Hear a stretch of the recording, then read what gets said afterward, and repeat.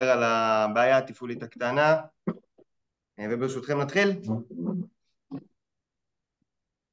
טוב, אז ככה, קודם כל ערב טוב לכולם. אנחנו היום שמחים לארח 3 אנשי שוק ותיקים עם ניסיון מצטבר של למעלה מ100 שנים.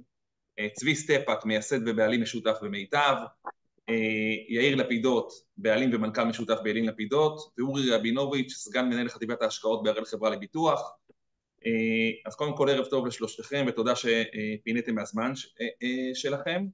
ברשותכם אנחנו נתחיל עם השלב השאלה הזה. אתמול בנק ישראל הפתיע חלק מהכלכלנים והוריד את הריבית. האם אתם חושבים שההורדת ריבית הבאה היא בטווח הנראה לעין? והאם השוק מתמחר עוד הורדות ריבית? צבי, ברשותך נתחיל איתך. כן, היו חילוקי דעות בשאלה אם בנק ישראל יוריד את הריבית כן או לא.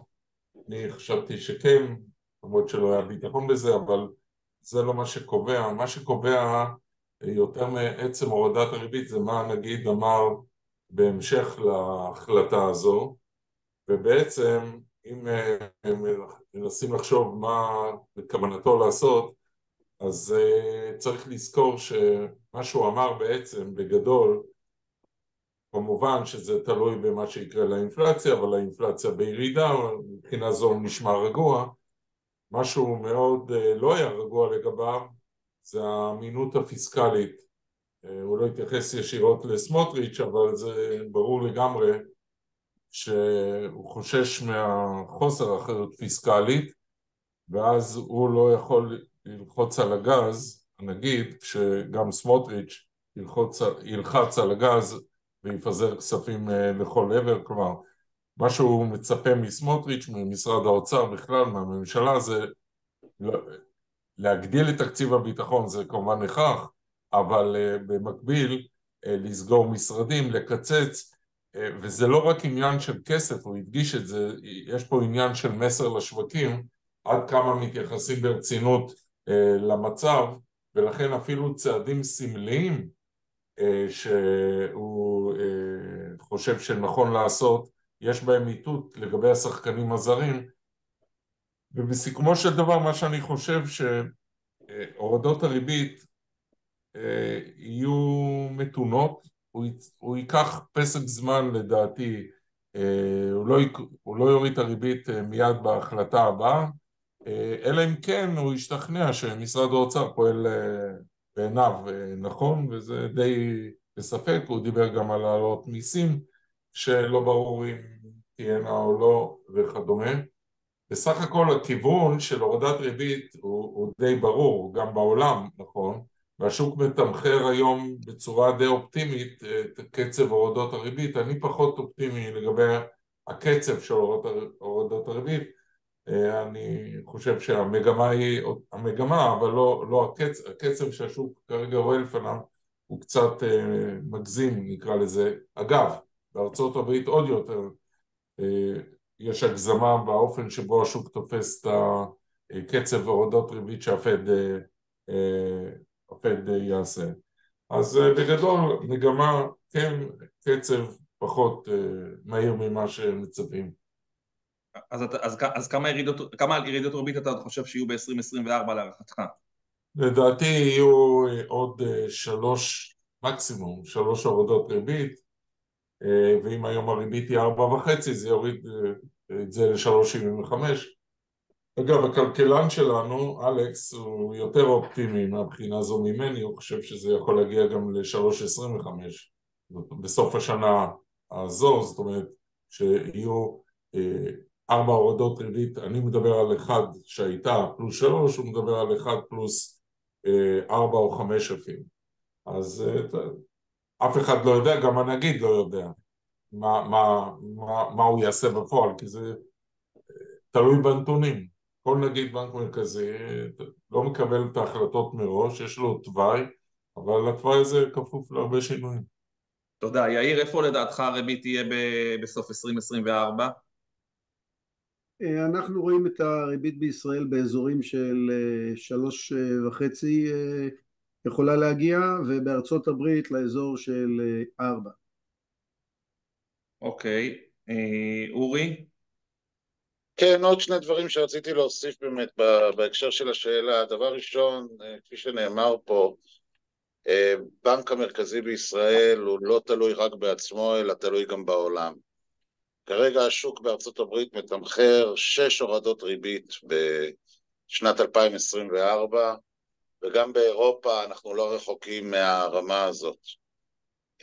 אם השוק צודק, אז אני מעריך שגם פה הריבית תרד בערך באותה עוצמה. אני חושב שזה פקטור יותר חשוב, גם מהגירעון וגם מההתנהלות של הממשלה, כי בסופו של דבר אנחנו רואים גירעונות גדולים גם בארצות הברית וגם באירופה. אני כן חושב שפה יש דברים שהם ספציפיים למקום הזה, בעיקר מצב פוליטי והתארכות המלחמה ועוצמת ההתארכות של המלחמה.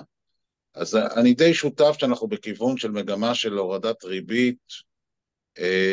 אנחנו כן יותר קרובים לאמירה שנאמרה פה, שהיא לא תרד 6 ו7 פעמים, להערכתנו רמות כאלה, או אפילו 5 פעמים. המשמעות שלהם זה האטה כלכלית מאוד משמעותית בעולם. נראה לנו עוצמה קצת גדולה בעולם שכרגע לפחות מדדי המניות נמצאים בשיא של כל הזמנים, והתעסוקה נמצאת בשפל של כל הזמנים, זאת אומרת, אבטלה מאוד נמוכה.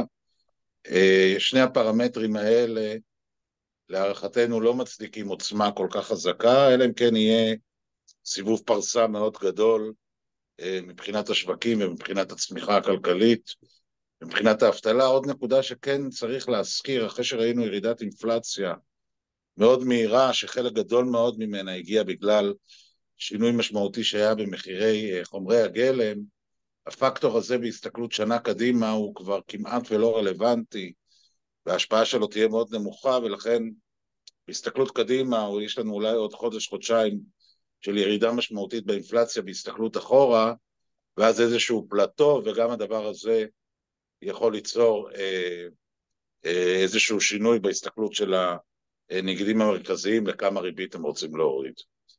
אורי, בהמשך למה שאמרת, מצד אחד אנחנו שומעים מרוב המוסדים הישראלים שהשוק הישראלי נסחר בצורות חסר, המכפילים יחסית נמוכים. מצד שני, המצב הכלכלי לא נראה טוב.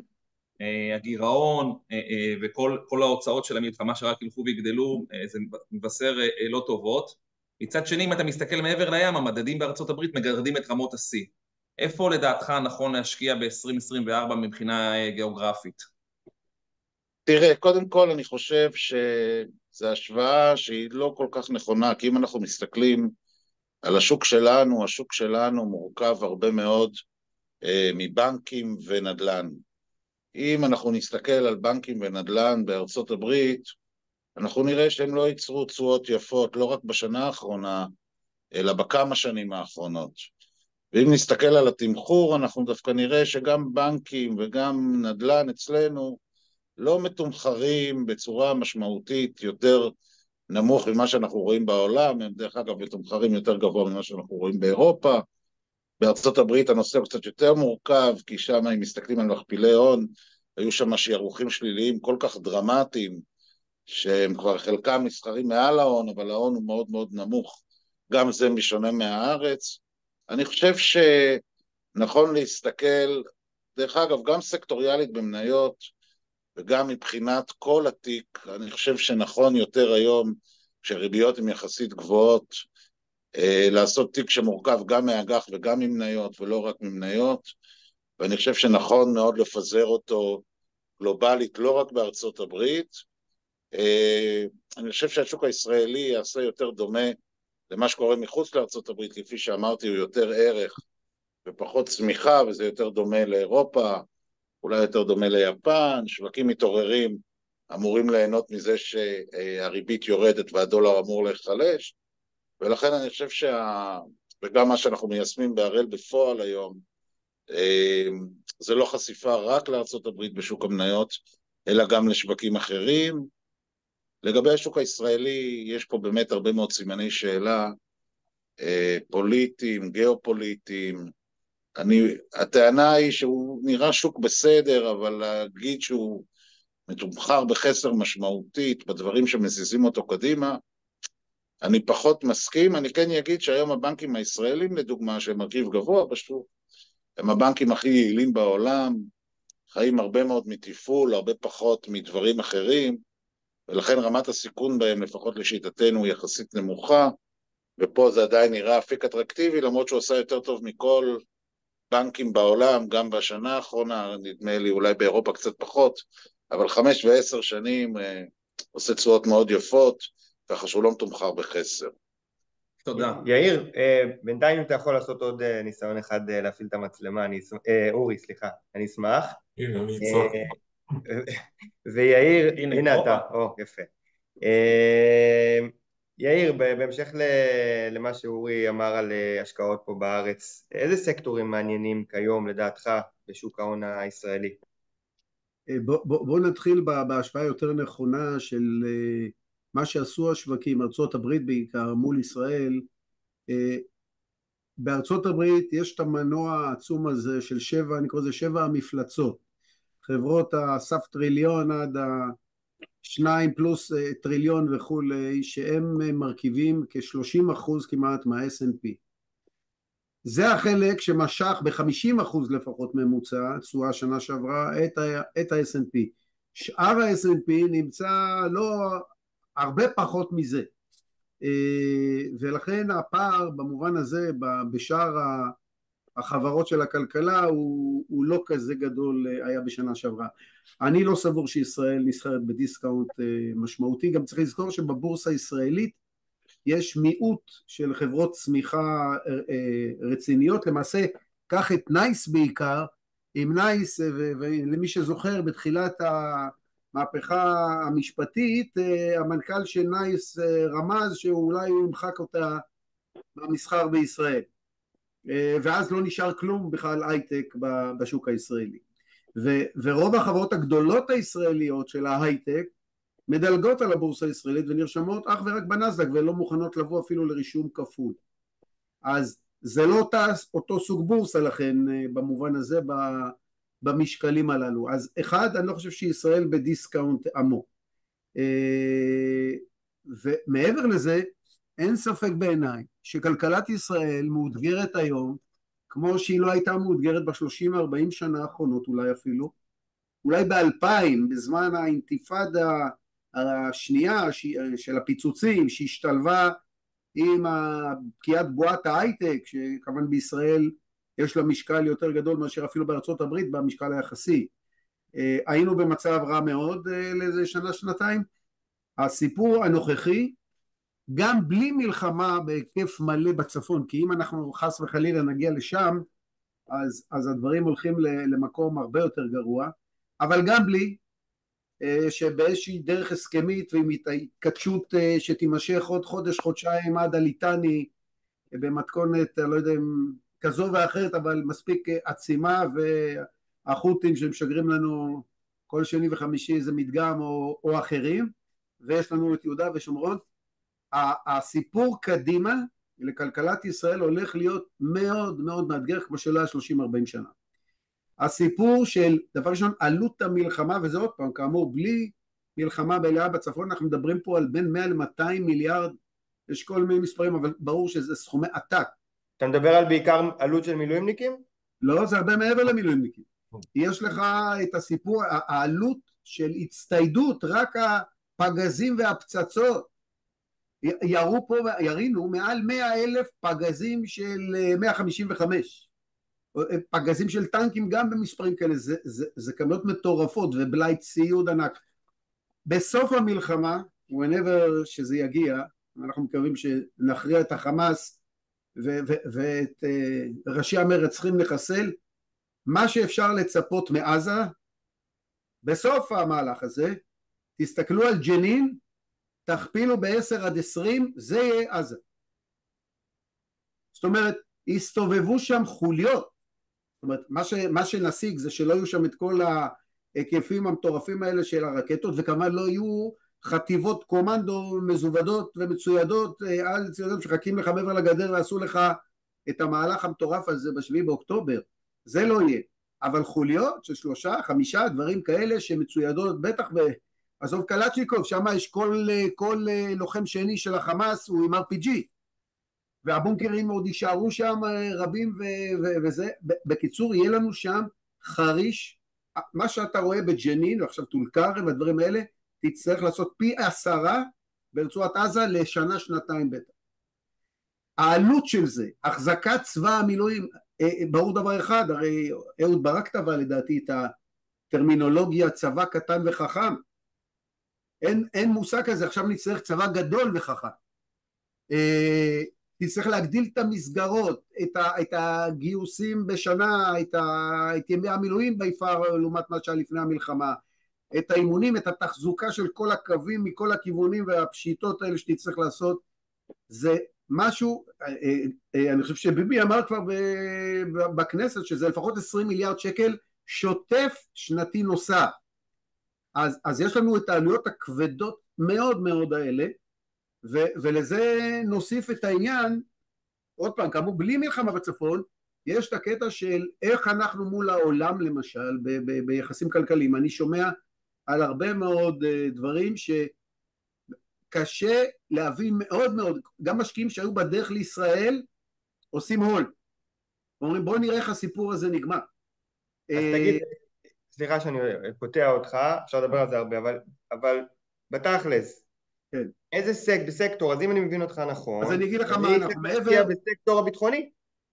לא, אז בוא נגיד, אין הרבה חברות רציניות בסקטור הביטחוני שהן נמצאות בישראל, אבל בגדול מה שאנחנו אומרים, מעבר לפוזיציה, קופות הגמל וההשתלמות שלנו, בערך ב-75% פוזיציית מניות היא חו"ל, שהרוב הגדול של זה ארצות הברית בכלל.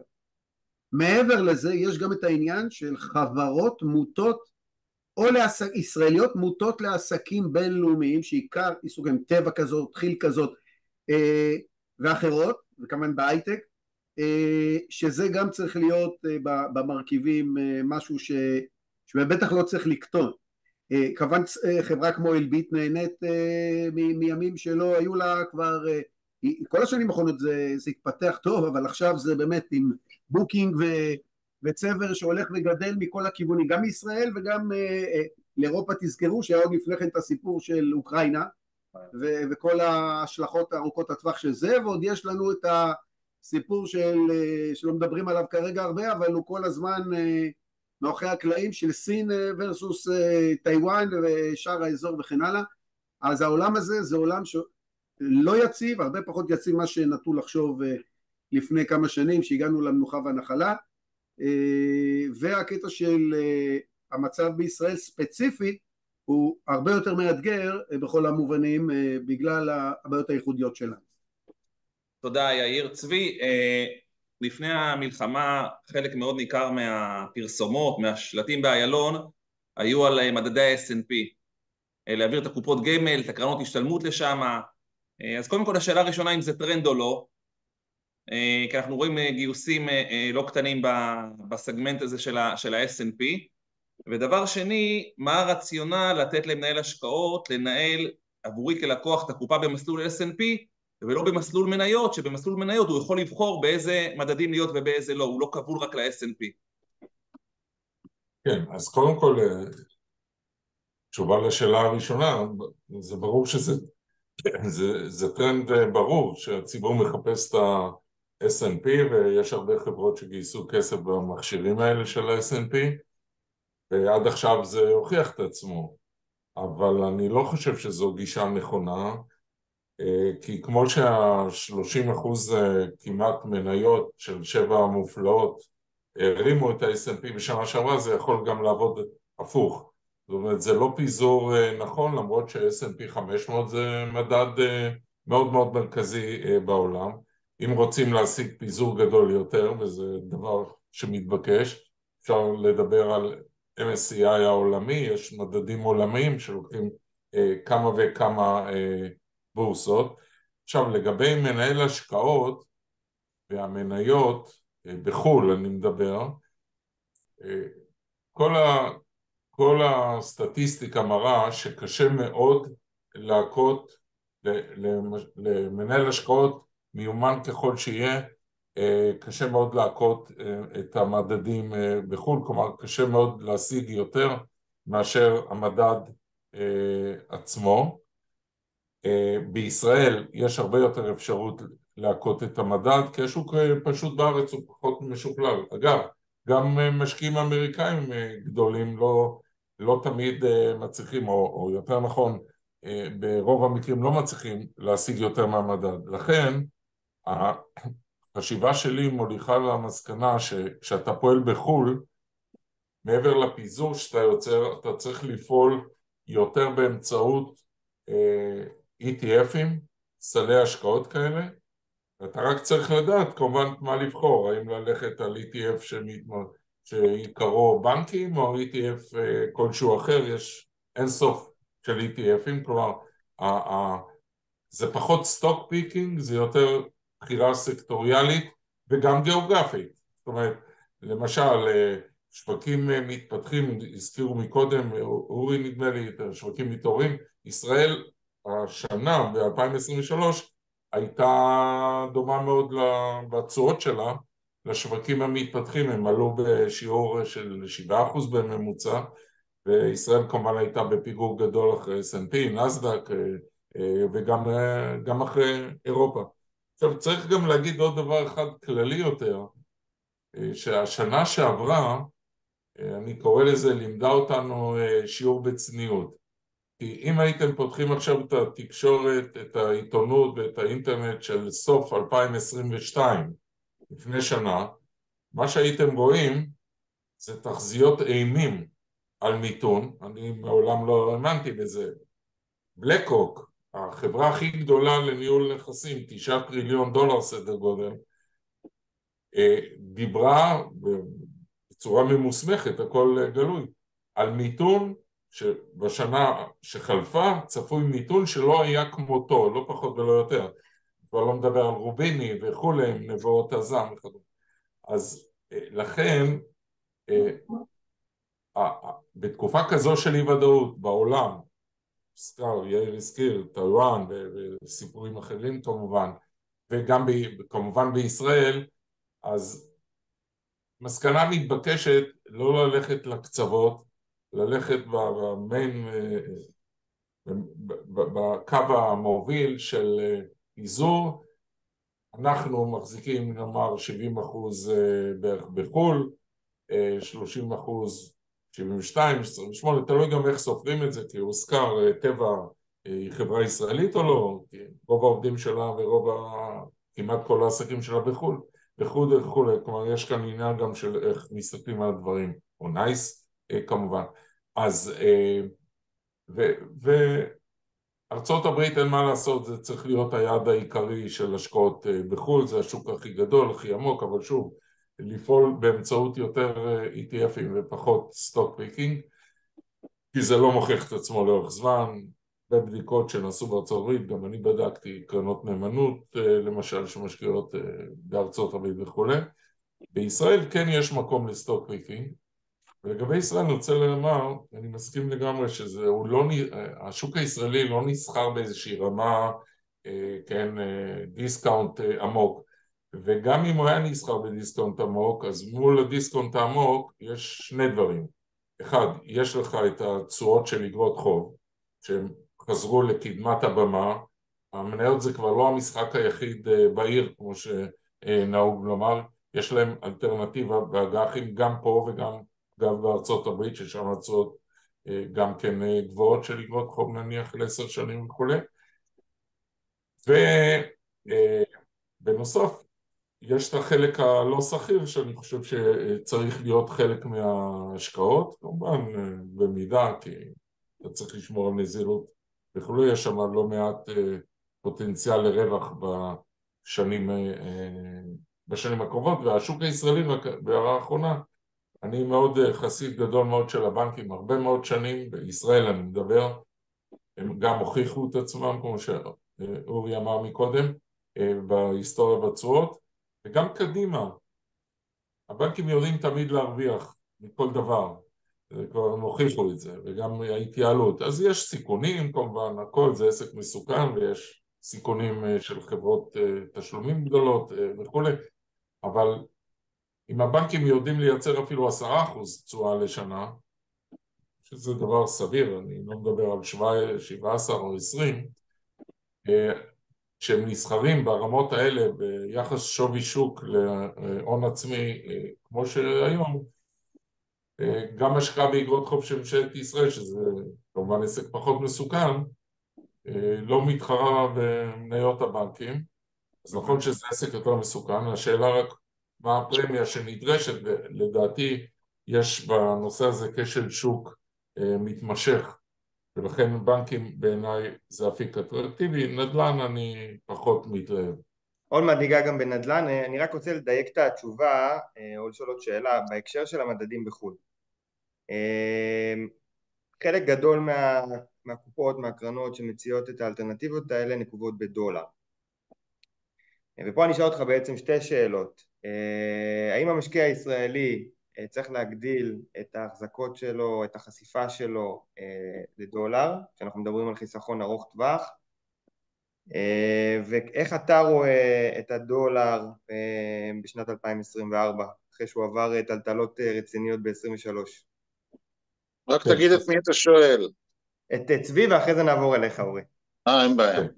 אז ככה, תראה, החשיפה של המוסדים, אני מדבר עכשיו ברמת המוסדים, אם תרצה נתייחס גם ללקוחות פרטיים שמשקיעים בעצמם או דרך קרנות וכו'. לגבי משקיעים מוסדיים, החשיפה היום נעה בין, הייתי אומר, בין 20 ל-25% מטח, זה מה שאני רואה. הכי נמוך זה באזור ה-20, הכי גבוה זה באזור ה-25. וזה גם גדל מאוד לעומת לפני כמה שנים, זה נע בין 15 ל-18% או משהו כזה, הייתה הגדלה של זה. עכשיו, הכוחות הבסיסיים במשק הישראלי, במצבי שגרה נקרא לזה, הם לטובת שקל חזק, ראינו את זה. לפני ההפיכה המשטרית או הרפורמה המשפטית, כל אחד בעיני המתבונן כמו שאומרים, הדולר כבר הגיע לרמה של 3 שקלים ו10 אגורות, אפילו חצה קצת למטה, לא חשוב, ועלה ל-4.08 וירד עכשיו ל-3.60 ומשהו. בהתחשב במצב של אי הוודאות בישראל, אז הרמה של הדולר מול השקל היא נמוכה מדי, זאת אומרת הדולר היה צריך להיות שווה לא 3 שקלים ו60 ומשהו אגורות, אלא יותר לדעתי, במצב הזמני שאנחנו נמצאים בו. כמו שאמרתי, הכוחות לטווח ארוך, והזכרת את העניין הזה של טווח ארוך, זה לא בעד דולר, זה דווקא בעד שקל, אבל בסיטואציה הנוכחית, הדולר מהווה גם איזשהו סוג כרגע של הגנה מפני אי ודאות, נניח מלחמה בחיזבאללה, חס חלילה תתפתח. אני חייב פה, צבי, להפסיק אותך לשנייה אחת של עדכון חדשות, אתה בטח לא ראית אותו. ראיתי, דחיה. עכשיו בדחיה, חיסל סלאח אל-עארורי, הצבאי של החמאס, אבל בדחיה. אז הסיפור של לבנון, כן. ומה הדולר יעשה מחר, זה עוד remain to be seen. כן, ראיתי, את הדחיה לא קראתי בפירוט, אבל ראיתי. אז אירוע אחד קטן מהסוג הזה של דחיה, בשנייה הדולר יכול לקפוץ אם יחסו לזה משמעות מתמשכת כמובן. אז כן, אז הדולר באיזשהו מקום הוא סוג של מגננה מפני סיטואציה כזו. אגב, גם אם מחר יהיו ירידות בוול סטריט אחרי הרלי המשוגע של סוף שנה, אז זה גם כן דבר שמשפיע על שער הדולר כלפי השקל. לגבי משקיעים פרטיים, אני לא חושב שזה נכון להשקיע אחוז גדול במטח. יכולים להשקיע 10%, 12%, 15%, אבל זה לא אפיק השקעה שאתה יכול להסתמך עליו לאורך זמן, כהגנה נקודתית, זמנית, אז כמו שמשקיעים מוסדים עושים את זה. אגב, עלות הגידור זה חלק מהבעיה, עלות הגידור היום היא גבוהה מאוד, נדמה לי שהיא עומדת היום על סביבות 2% לשנה, היא אוכלת חלק גדול מהתשואה הפוטנציאלית. אני לא חושב שאפשר לצפות ב10 שנים הבאות תשואה בשוק המניות האמריקאי שהתרגלנו ב10 השנים הקודמות, זה לא זה לא סביר בסיטואציה הנוכחית, כי הרווחיות של הפירמות האמריקאיות לא הולכת להשתפר עכשיו כל שנה בדו ספרתי, בשיעור דו ספרתי. תודה צבי. שורה תחתונה, משקיעים מוסדיים זה אמצעי הגנה זמני, אני מניח, אגב, חלק מהסיבה שהדולר עומד יחסית נמוך, זה לא רק בנק ישראל שלא היה צריך לעשות הרבה מעבר להכרזה שלו, זה גם שהמשקיעים מוסדיים לא הולכים עכשיו להגדיל עוד יותר לכיוון ה-30-35%, כי זה כבר באמת משהו חריג לגמרי. זה הפוטנציאל של הרכישות מטח של משקיע מוסדי, הפוטנציאל הזה היום הרבה יותר נמוך. תודה רבה צבי. אורי, כיצד לקוחות שהכסף שלהם מושקע באג"ח צפויים להיות מושפעים מירידת האינפלציה? ודבר שני, אנחנו כאנשי מקצוע עולים הרבה חששות לגבי ההשקעה בקופת גמל לפי תיקון 190, כשם המס הוא מושפע מהאינפלציה, והאם הירידה של האינפלציה מחזירה את הכדאיות במוצרים כאלה? טוב, לגבי השאלה הראשונה, באופן תיאורטי, ואני חושב שגם מעשי, העובדה שהאינפלציה יורדת אמורה כשלעצמה להוריד את הריבית ולייצר רווח הון, וגם תשואה ריאלית יותר גבוהה למשקיע, ככה שסך הכל אינפלציה יורדת היא אלמנט חיובי למשקיעים באגרות חוב. זה נכון שמי שיושב על אגרות חוב צמודות מדד מאוד קצרות, האמירה הזאת לא נכונה, אבל מכיוון שהרוב לא עושים את זה גם, אז אלה פני הדברים, ולכן זה בשורה טובה. לגבי הברייק איבן שבתיקון 190, באיזה אינפלציה המיסוי הנומינלי הופך להיות יותר אטרקטיבי מהריאלי, אני לא זוכר את המספרים, אבל זה ברור שבאיזשהו שלב זה מגיע, ואז כמובן יש יתרון, ככל שהאינפלציה יותר נמוכה. היתרון הזה הוא כמובן יותר גדול, הברייק איבן המספרי המדויק, אני לא זוכר אותו, ואני גם לא עושה אותו עכשיו בראש.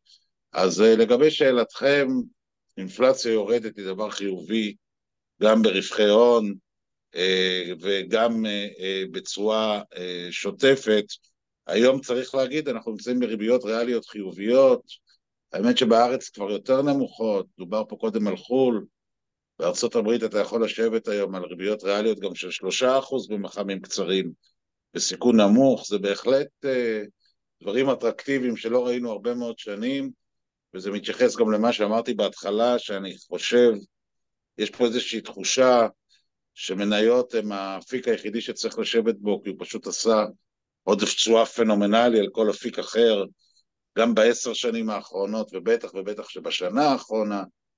אני חושב שבהסתכלות קדימה, אנחנו כבר ברמות איזון יותר גדולות, וברמות סיכון יותר נמוכות. אני חושב שזה מקום שאני כן הייתי מגדיל עליו טיפה חשיפה, אבל מי שמצפה שכל שנה יעשו 15-20% תשואה בשוק המניות, כמובן שהאמירה הזאת היא לא רלוונטית, כי זה 5 שנים האחרונות S&P 500 עשה לדעתי מעל 20%, אני חושב שהנאסד"ק 100 עשה מעל 30%, זה מספרים ששום דבר אחר לא יכול להתחרות בהם, לא שכיר ולא לא שכיר. זה נראה, אני מצטרף למה שצבי אמר, לי לפחות קשה להאמין שזה יהיו גם התשואות ב5 שנים הקרובות, אבל עוד הצטרפות שאני אצטרף. כבר טעינו כל כך הרבה פעמים שעוד פעם לטעות, זה לא יהיה כזה חריג. תודה.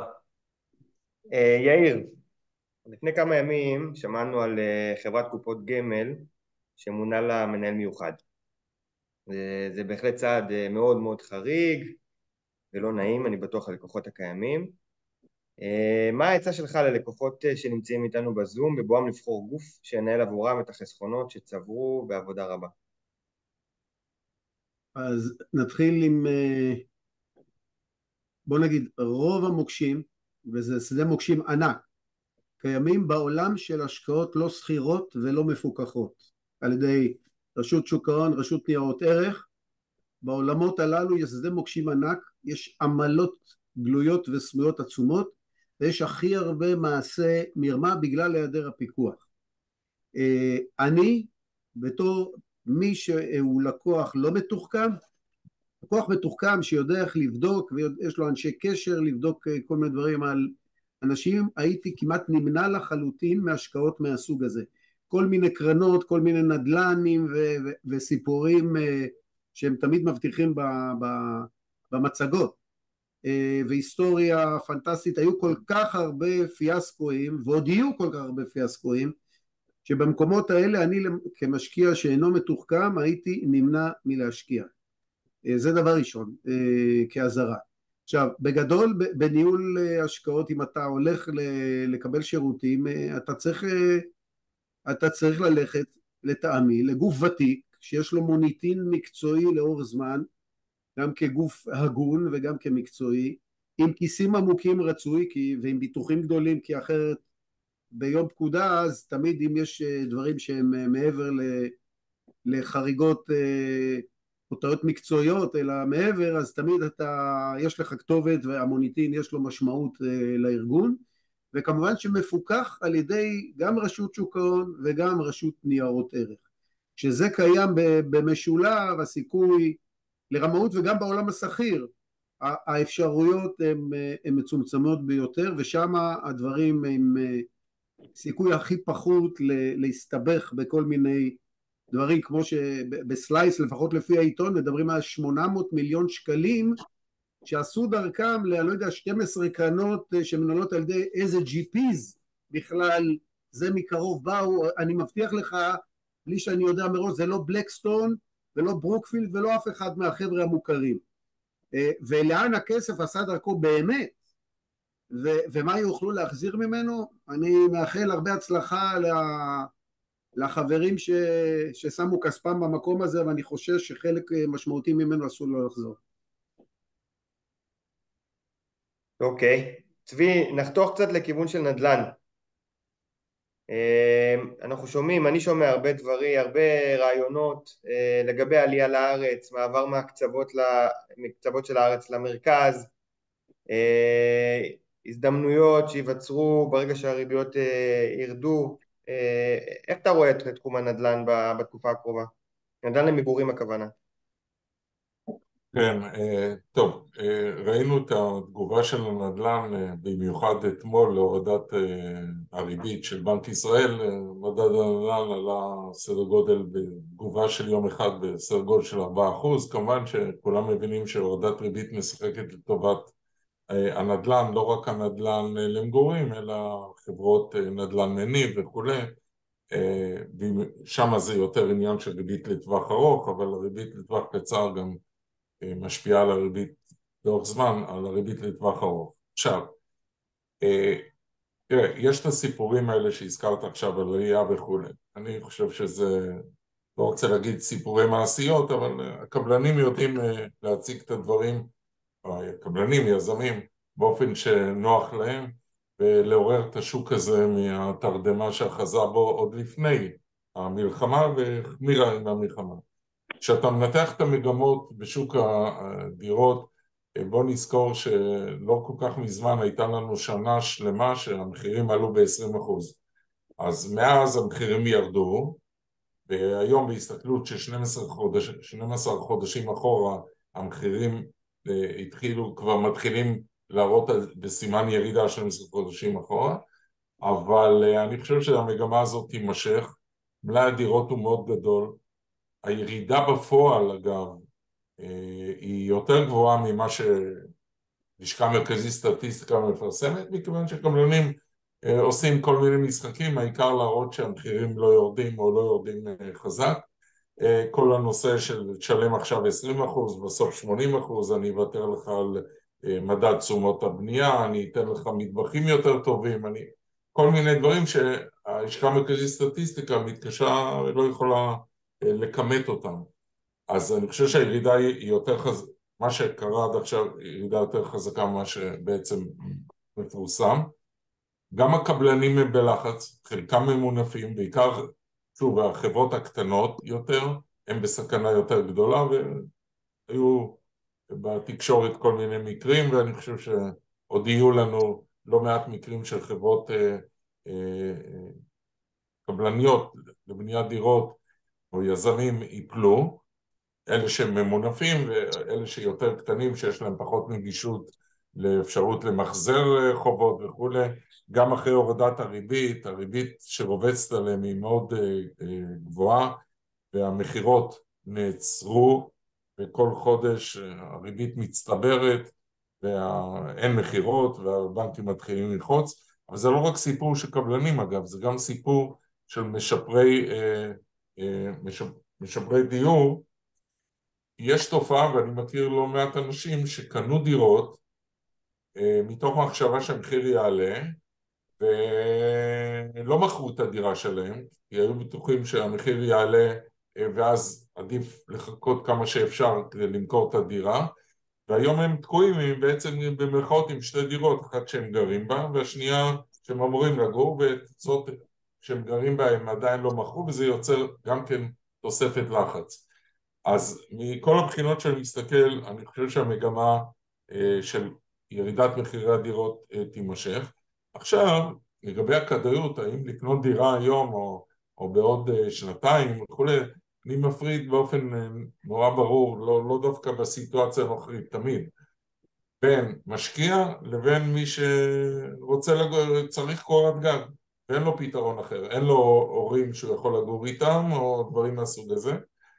אז לגבי מי שצריך דירה, אני לא מציע לשחק עם זה, גם אם אני חושב שהמחירים ירדו עוד 10% מהיום, אז אני לא מציע לאף אחד לתזמן את זה, כמו שבשוק המניות קשה לתזמן, וכאן זה בכלל נכס לא סחיר, בשוק המניות אתה יכול לשנות פוזיציה, אבל לגבי משקיע שקונה כדי להשכיר וכו', אני חושב שזו החלטה מאוד גרועה היום לעשות מהלך כזה, כי תחשבו רק על עלות, נניח שקנית דירה, הזכרת אותה, לא תמיד יש לך למי להזכיר אותה, ונניח שהזכרת אותה, התמורה, תשואה לנכס במונחי שכר דירה, היא הרבה יותר נמוכה כרגע מעלות המשכנתא.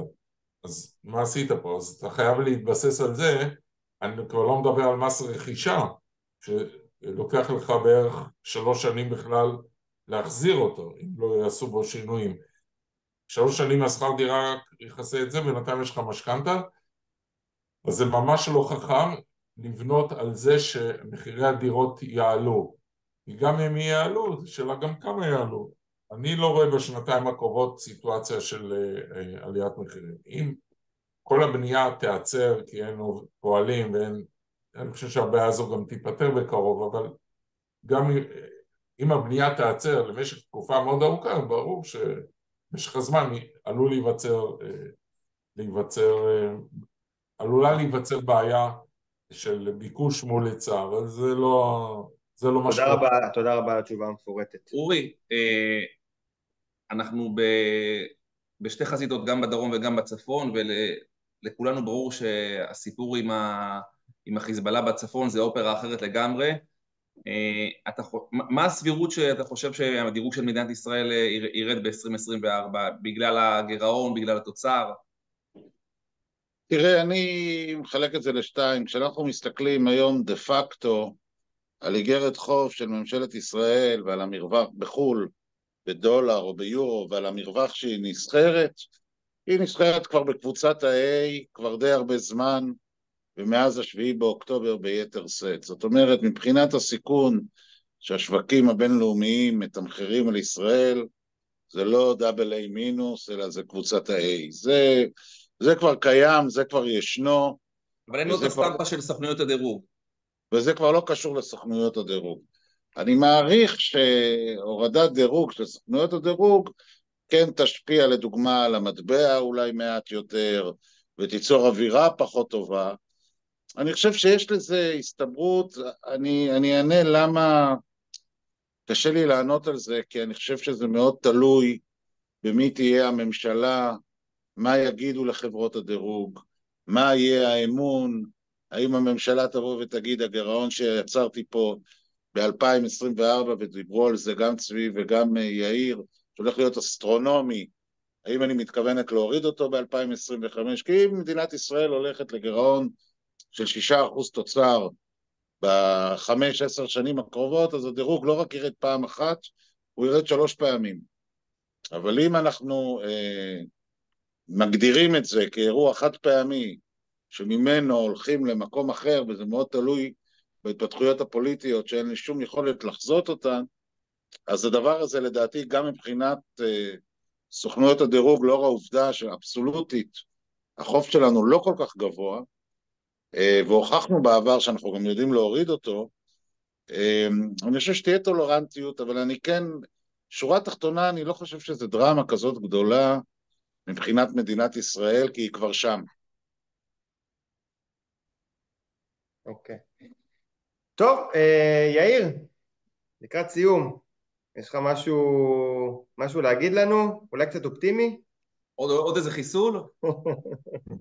בסוף יהיה טוב, השאלה כמה זמן נעבור בדרך. אנחנו מודים לכולכם על הזמן, מודים לצופים שהצטרפתם בשעה הזאת, אנחנו כרגיל זמינים לכם לשאלות, לבקשות, אנחנו מאחלים למשפחות החטופים שיחזרו במהרה, מחכים לימים שקטים, טובים ורגועים, ורק טוב. תודה רבה ושיהיה ערב טוב. חברים. תודה.